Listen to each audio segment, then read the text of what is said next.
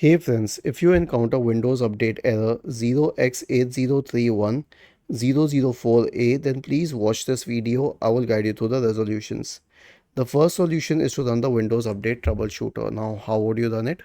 Right click on the Start button, select Settings from the menu, go to the System tab on the list on the left hand side, select Troubleshoot in the right pane, select Other Troubleshooters, click on Run corresponding to the Windows Update Troubleshooter, and it will start detecting problems and resolve them if possible.